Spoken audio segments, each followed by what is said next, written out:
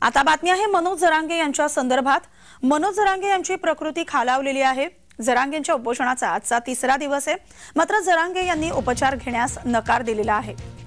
मराठा आंदोलक मनोज जरांगे हे उपोषण करत आहेत। मराठा समाजाला आरक्षण मिळावं यासाठी आणि त्यांची प्रकृती आता खालावलेली आहे, मात्र तरी देखील उपचार घेण्यास त्यांनी नकार दिलेला आहे। मराठा आरक्षणाबाबत सरकारने काढलेल्या अध्यादेशाची तात्काळ अंमलबजावणी करावी अशी मागणी मनोज जरांगे यांनी केलेली आहे आणि त्याच मागणीसाठी मनोज जरांगे हे पुन्हा एकदा उपोषणाला बसलेले आहेत। आजचा त्यांच्या उपोषणाचा तिसरा दिवस आहे आणि आता त्यांची तब्येतही थोडीशी खालावलेली दिसते, मात्र तरीही उपचार घेण्यास मनोज जरांगे यांनी नकार दिलेला आहे। अंतरवाली सराटीमध्ये हे आमरण उपोषण त्यांनी सुरू केलेलं आहे। बेमुदत काळासाठी हे उपोषण सुरू असणार आहे, त्यामुळे आता सरकार नेमकी काय भूमिका घेते हे पाहणं महत्त्वाचं असणार आहे।